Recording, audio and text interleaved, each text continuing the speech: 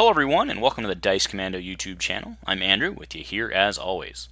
This is Go Again, a fabulous video cast covering the trading card game Flesh and Blood. This video and others like this one are possible thanks to viewers like you. Please show your support with a like and subscribe, and be sure to hit the bell notification icon so you don't miss any new videos. If you want to get involved with the channel, consider becoming a channel member.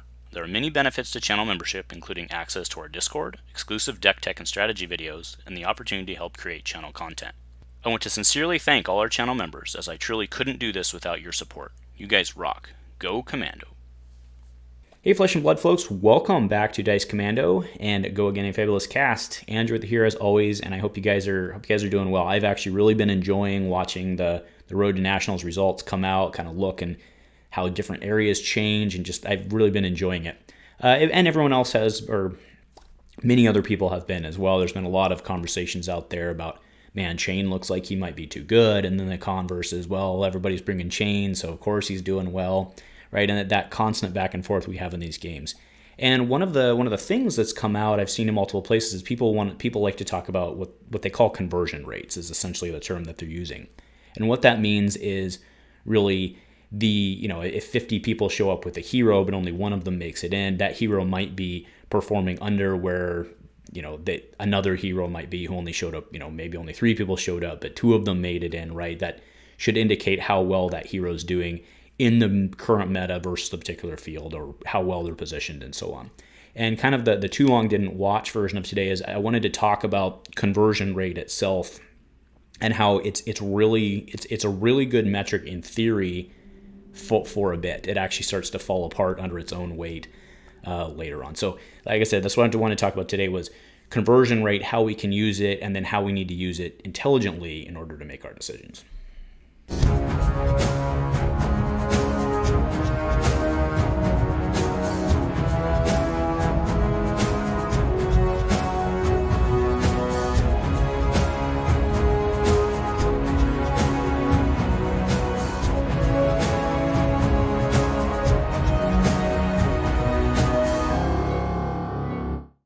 All right, folks, so I don't expect today's video to be very long, but I wanted to talk about the concept of conversion rate. And again, like I said in the intro, it's a really good indicator concept, whatever you want to call it, at a fundamental level, right? I mean, what it's basically saying is, if 50 people show up playing the same hero, like in this case, right, the talk of the town is Chane right now, right? So let's say half of the field, right, in your Swiss, half the people that day at your Road to Nationals show up with Chane.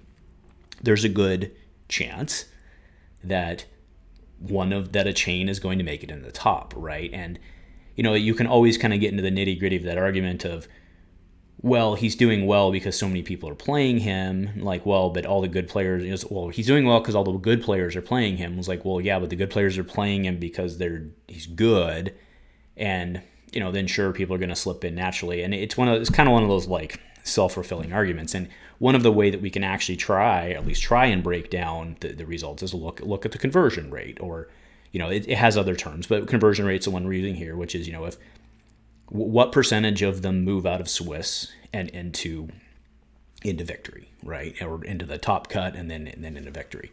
And I think it's reasonable to use that metric.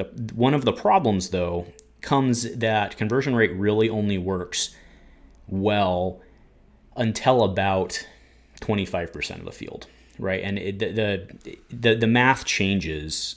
And again, this isn't an exact math thing. Otherwise, I'd have the numbers up. You guys know me, right? But conversion rate basically starts to fall apart as you enter cannibalism, right? And by cannibalism, I mean once the decks start eating each other, right? And that's the problem, is when you hit the point where you have about a 50% chance of sitting down in a mirror, that's where the conversion rate thing starts to fall apart, right? Because you're naturally going to de-weight your more popular characters, your more popular heroes, your more popular decks, because they're going to eat each other, right? So, if you have, say, one Bravo show up and that one Bravo goes through, does that mean that Bravo, right, and you have a 100% conversion rate, right? Nobody's going to sit here and say, well, yeah, Bravo wins all the time. Like, no one's going to say that, right? And because that would be unreasonable, and everybody understands that. But I think we need to use that what I don't see is that logic being applied in the other direction. Chane has, again, 50 people showed up with Chane. Well, best case scenario, 42 of them 42 of them got eaten on the way, right? So you get to this point and it starts to pop up at about 1/8 and really starts to so again, the actual conversion rate metric only really starts to work well, only works really well when you're looking at somebody who's maximizing at about between 1/8 and certainly 1/4 of the field. After that, you can't really start to hold the conversion rate to them as well, because again, they're eating each other, if that makes sense, right? And of course, you could have two Azalea players show up and still meet each other in Swiss. Obviously you could. So, and that's why there's no exact math here, because you can't, there's just no way you could run the numbers, right? But hopefully you understand what I'm saying here of we have to be careful with the statements we make on conversion rates, because when you get to the point where decks are eating themselves, you naturally can't get, right? Again, in the case of the 50 Chane players, they can't get better than 8 slots.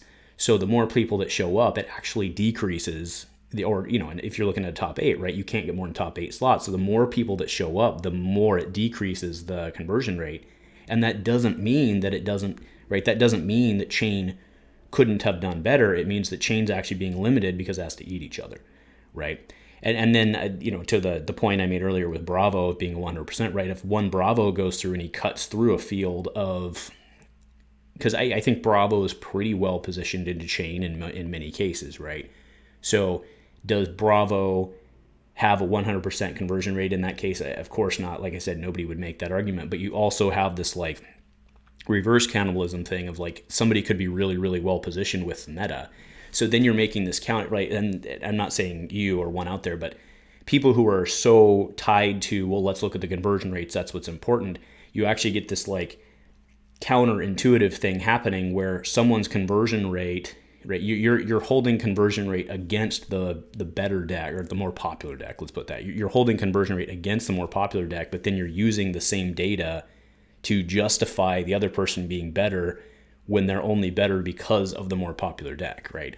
And again, I'm not saying necessarily that's a one-to-one in this situation, but hopefully you start to understand what I'm saying is at some point, conversion rate doesn't tell the whole story, right? I think, like I said, I think it's pretty reasonable. When you have a 10-deck field or something like that, I think it's pretty reasonable to use it. But when you start to get these greatly unweighted fields, the arguments start to fall apart a little, right?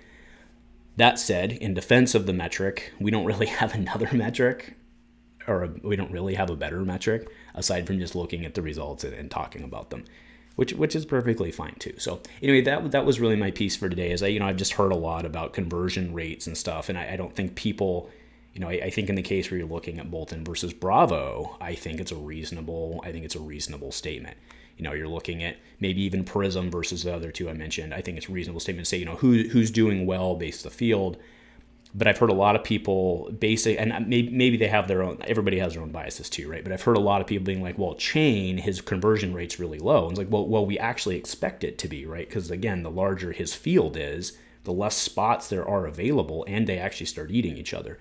So again, let's be careful with how we use the metrics to make our conclusions and really, really, really look at it, right? So hopefully that makes sense. I mean, I've got the chart up that I stole off Facebook today, and you see 151s in there in top 8s. Well, I mean, if you're looking at conversion of top 8 championships, what are you going to do, right? So anyway, I think point's been made. Let me know, what your guys' thoughts are. Again, to be very clear, we don't really have better metrics out there, but just be, it's so easy to look on Facebook, and because everybody in the fab world is so convinced that whatever they say is right all the time, right? And they're like, well, look at the conversion rates, Chane's not good. And I'm like, really?